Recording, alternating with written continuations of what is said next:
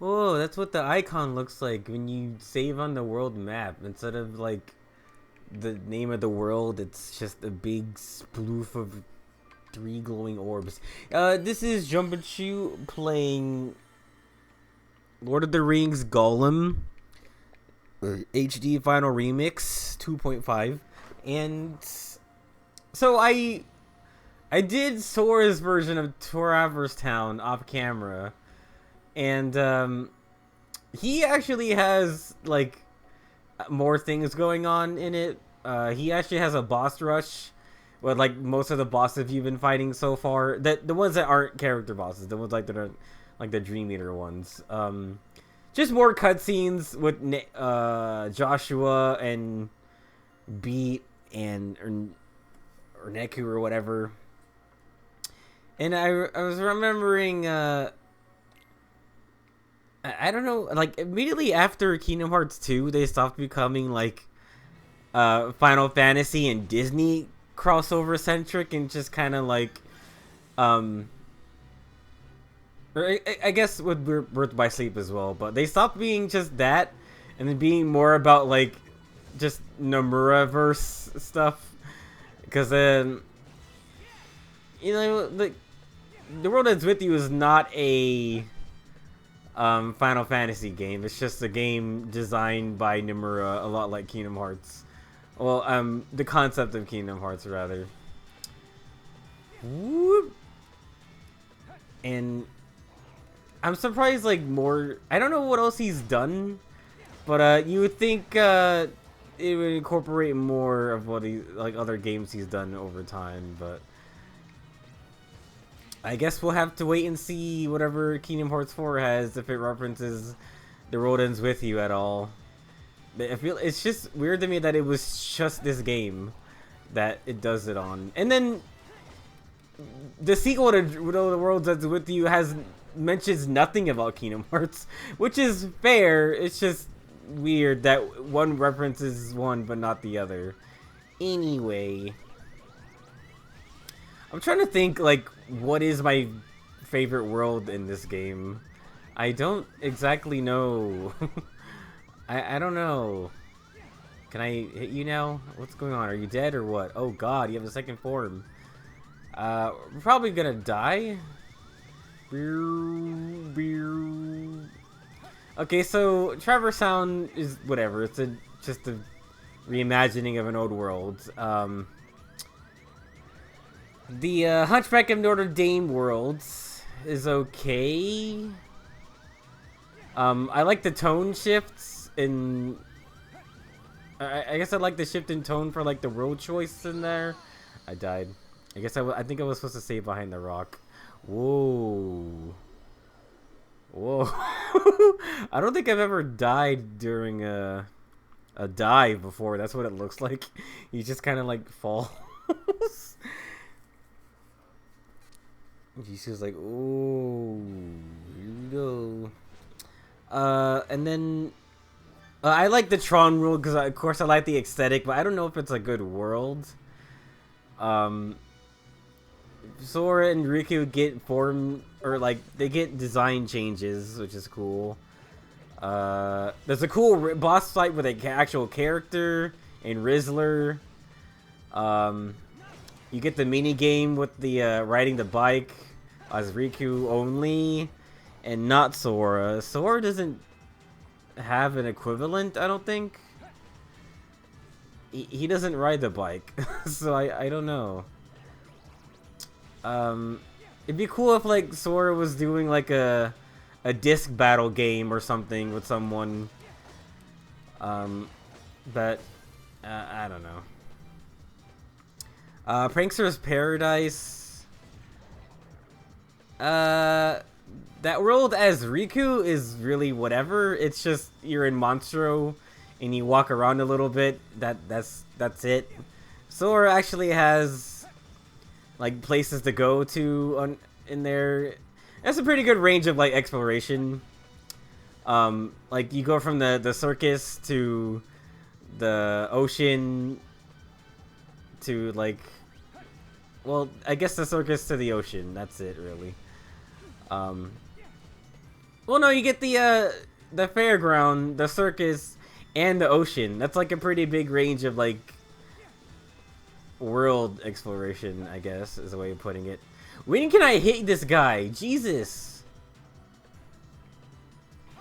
I guess I should be using that more too, but I'm pretty sure you can't dodge, deflect some of the physical hits. Oh my god. Alright, gotta find the rock. Here we go.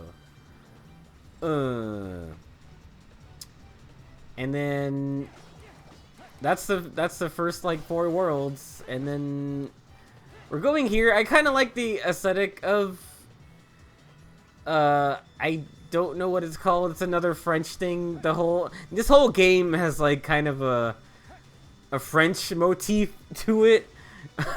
Cuz all the track names in the soundtrack are the French versions of the names, as opposed to like the kind of Spanish Latin wording of like the first 2 games. It'd be, or maybe the first game it'd be like I don't know, it's Italian, like Cesaro di Nati in Guardando nel Buio, which means like Guardian of Darkness or whatever. And then you get the Kingdom Hearts 2, which is all like English translated like names or title naming schemes. And then 3 is also just English. Birth by Sleep. I don't know what they just decide to just do different languages for some of the track names. But in this game it's all French. It'd be like instead of Sorcerer Apprentice, it'd be like Le Apprenti Sorcerer or some shit like that. Or instead of Dark Impetus, which is the name of a track in Birth by Sleep, it would be called Le Impetus Obscuro or some shit like that. And then you get the La Cité de les Cloches world, which is in France. And then this game, and then I'm pretty sure the movie, the story that this world is set in is also France. And then all the names of the Fantasia track world, the names of the songs in the Fantasia world are also like the French translated words. Okay, so this world is the country of musketeers. Shouldn't it be Mouseketeers? M-I-C-C-K-Y, Mickey Mouse is here. I'm gonna die at 33, I said, in a different server. And why 33? Because Club 33, if you know what I mean. Okay, so this is different. I need to actually learn this because... Oh, what the fuck? What is going back? Skip it all. God damn it. Anyway, yeah, it's the opera instead of the opera. Boop, boop, boop. This is kind of like the Disney town, like the Disney the Disney world. It's just the world with like, Disney characters, like Disney Castle, Disney something or other. So this is why we're getting like the Disney treatment here. Oh, haha. I do like the battle theme here a lot more. This one has a kind of a lot going on here too. I guess it just get more complex as you play the game, the worlds anyway. But they still all feel really huge and empty. Gee, I wonder which one is the fake chest. It's that one.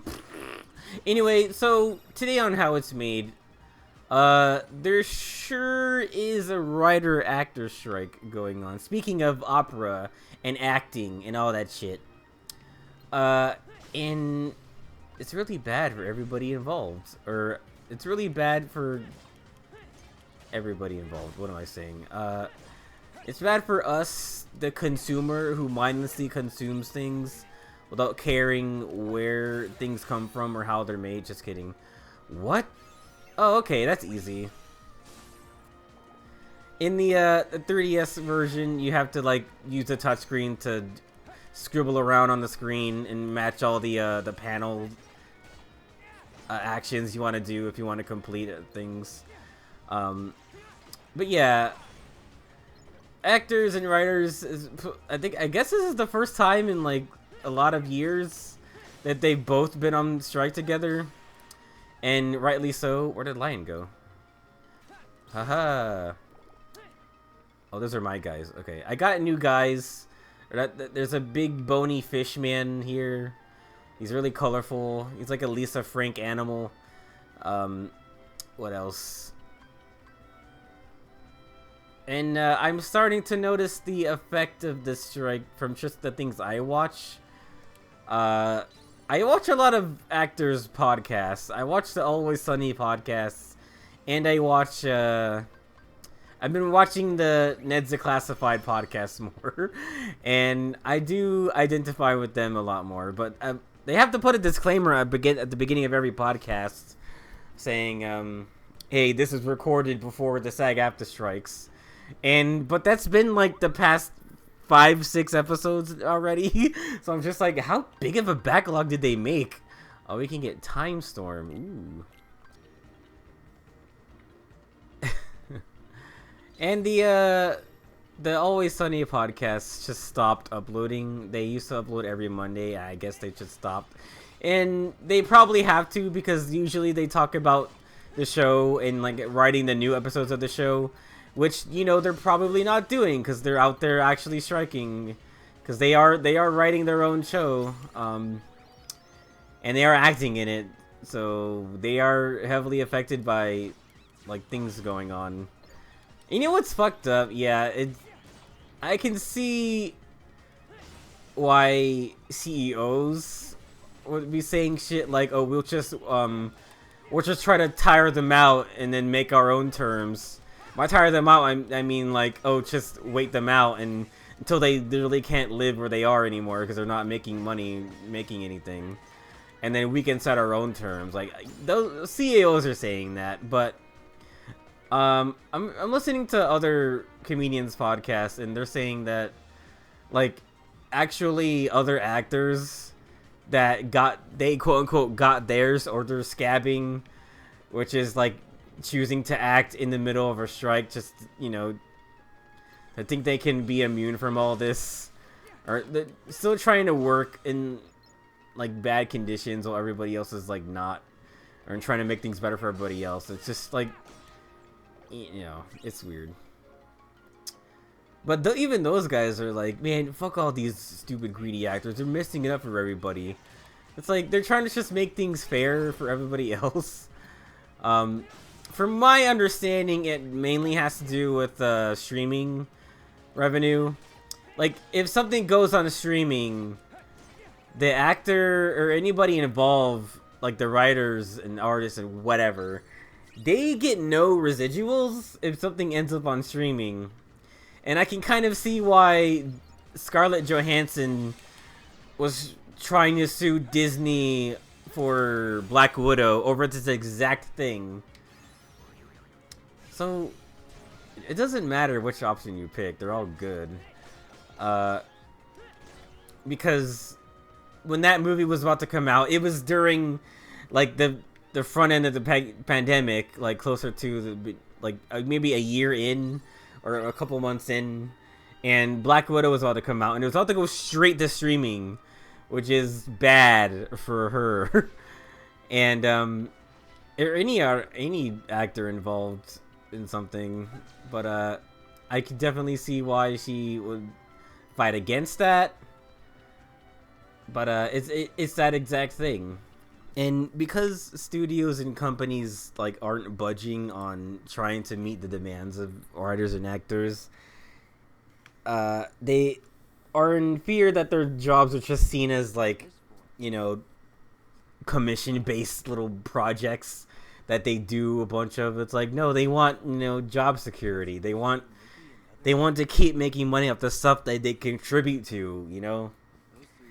And they're noticing that when they get paid for something, they get paid for like the gig, the acting gig. Well, meanwhile, the company or the studio makes like it's continuously making money off the thing that they are in, where they were just like paid for the one-time job. It's like, no, that's not how things should work. It's just making it not worth being an entertainment.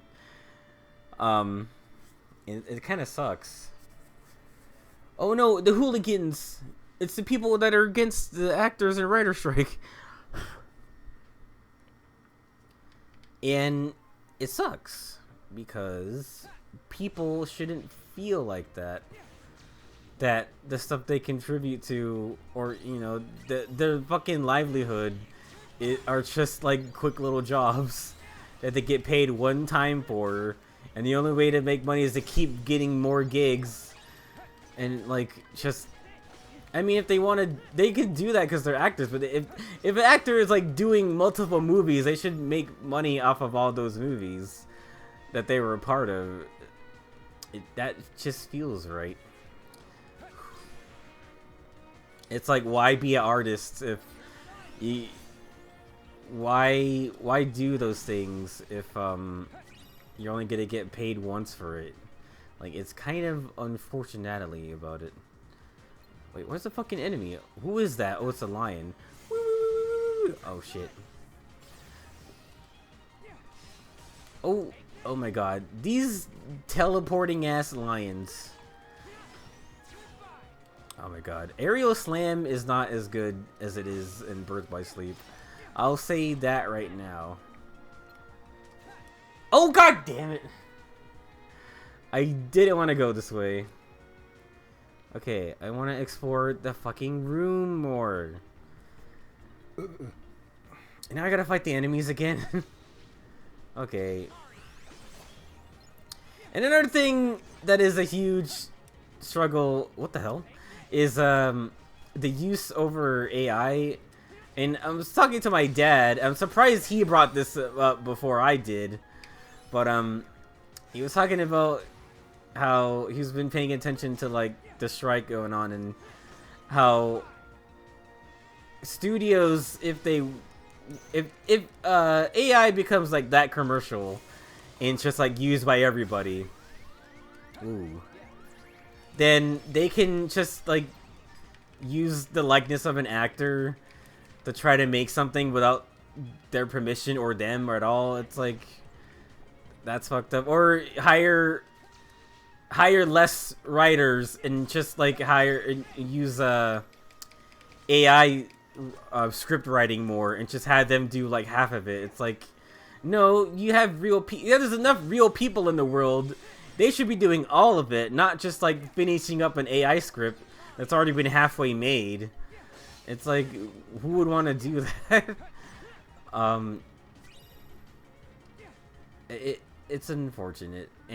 And I was also hearing about like the use of extras in AI, or they can just use AI to render a bunch of extras in the background, like things that were real people that showed up that day to get paid to be an extra in something. Like, oh, we'll just cut out all paying extras for things to cut down on costs. It's like, it's basically using AI to cut down on costs at the cost of like people who were actually having these jobs to be extras or stand-ins or like guest stars or whatever, in writing, in art, in visuals. We've already seen it in okay, we got Blade Charge.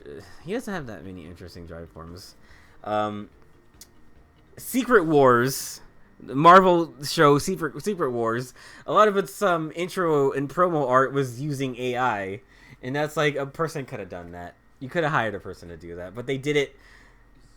I don't know if they think like the aesthetic of the surrealness of AI is cool, or that would fit like an alien invasion type movie where everybody looks weird because they're all Skrull or something.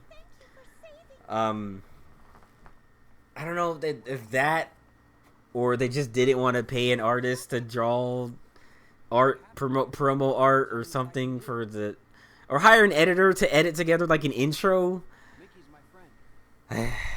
But it's one of those times where like they did this to cut costs instead of like paying people to do these things. Like, this is exactly what they're fighting against.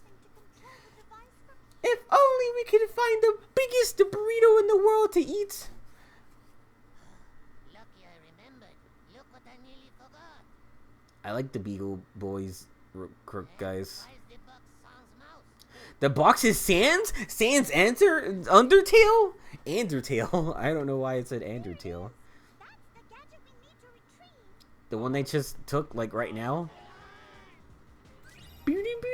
Flashback. Buongiorno, princess. It's just, I'm assuming that's when they kidnapped Minnie. So, the thing about all the roads in this game, they're based around, like, past trauma. And all the worlds are, like, personified. They're just stuck trying to get out of this past trauma. And that's why they're sleeping worlds. So, whoa. This was a cool effect in the 3DS. It was making the background all fucked up. And it looks cool here too. This is very trippy. Ooh. Whoa. I'm getting vertigo because it's like taking it's my big monitor that I'm looking at here. Oh, what? Okay, it's only when you're touching it. Okay. And now the touch fuzzy get dizzy is all gone. Can I do this portal or not? Why is it not coming up? Anyway. Yeah, so does that mean Mickey and Minnie this is their like past trauma that they're trying to get through? And they don't mention it at all because they forgot about it. I don't know. Okay, so now we can Sonic Adventure 2 up these ropes for some reason. Now I want to also find that room with a moose. Haha. This is not the room with the moose I was talking about, but Ducky Goose. I already made one of those. Because I like that you can try to make animals without the recipes, but when you get the recipes, it can actually like help you do it faster. But anyway, yeah, it really sucks. I hope they get what they are fighting for. I have seen Adam Ruins Everything out there explaining the strike. What are you talking about? My stupid animal friends are saying that they're on to something, but I don't know what they're talking about. Oh, I see this thing over here.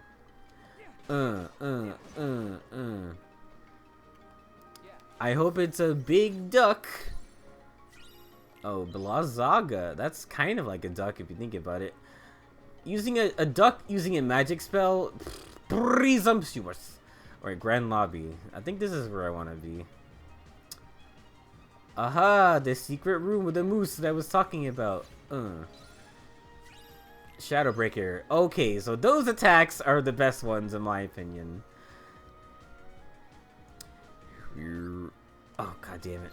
So this makes a drawbridge fall, and I can fight that guy. And I can go up there. Okay. Cool. Yeah, but I was gonna say it is really fucked up that it's like CEOs reportedly being like, oh yeah, we'll just tire them out. I'm repeating myself, but it really puts in perspective like what they think of people who work for them. It's like we're all about like creating jobs here in America, and here we are doing things that take away jobs, like use AI, cut down on costs.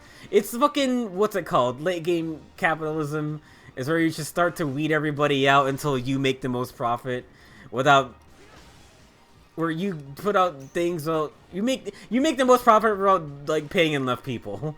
And like that's what people don't want, you know? Like fuck people at the top sometimes. Okay, so I need to put on these things. Anyway, I'm done talking about that. I think my favorite world is probably the Fantasia world. It's the most like stylistically different from all the other ones. Like all the sound effects you hear are replaced with like musical notes.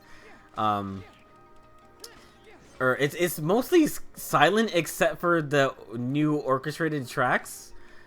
And it invokes like Fantasia. It's like cool that you could walk around in the field where the what's it called, the centaurs live. There's a cool refight with Chernobog. I mean, we'll get there, but I think that's just why that's my favorite world. I don't remember who the boss is. Oh, Spellikin. Like the actual boss fight with Spellikin is kind of rad when it's hard, but it's kind of rad when you get to it because you're like, it starts with like a grinding sequence and then you go into like the main part of the battle. It's a cool boss. Your spirit, yeah, I know. I can see all these closet things. Ow, ow, ow, whoa, ow. Okay, I'm getting mugged right now. Hit him, T-Rex. Actually, you know what? Let's fuse. Time to toast. Ow. I hate you. Hey, come on. Hey, whoa. I'm gonna kick your ass. I'm gonna sell you propane and propane accessories. Whoa. This guy is out of control. Like, he just won't stop attacking. Ugh. Just fucking die. Okay, take down the last Beagle Boy. Alright. Yeah, Fantasia World. It's Fantasia. Fantasia is like a pretty pivotal, a pretty good moment in like Disney history.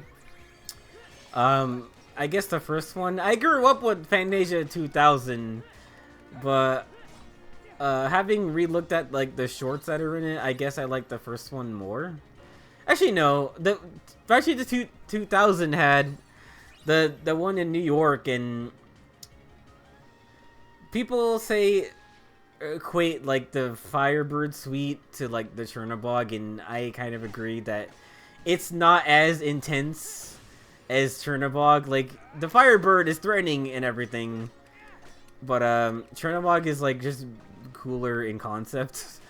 I don't remember how the Firebird Suite ends. It's just the plant girl, she's making plants. They couldn't have gone this way. How do you know? I think he's in here. He's gonna ambush me. Oh, nothing? Alright. Is he on the piano? No. What else? I don't... Oh, I think there's a sequence with Donald Duck and Noah's Ark that I forgot about. I guess that's not as cool.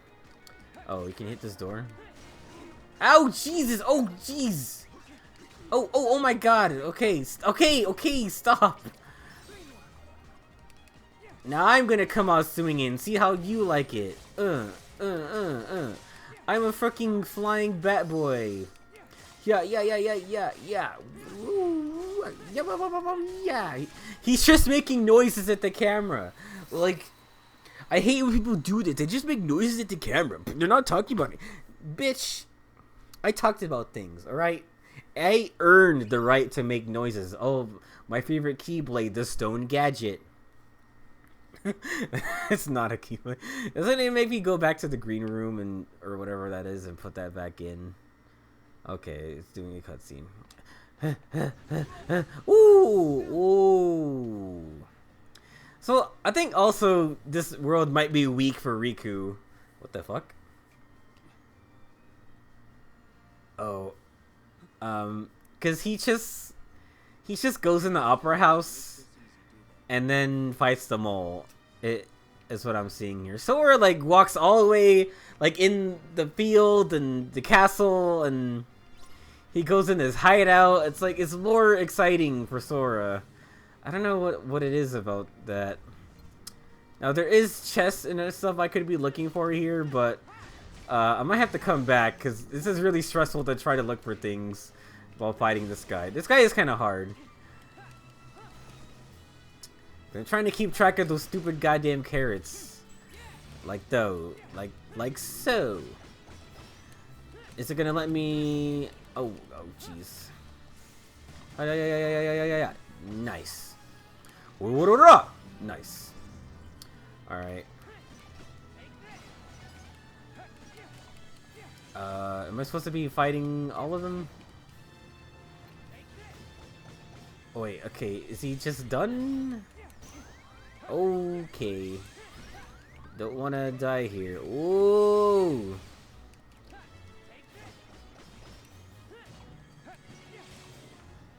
Okay.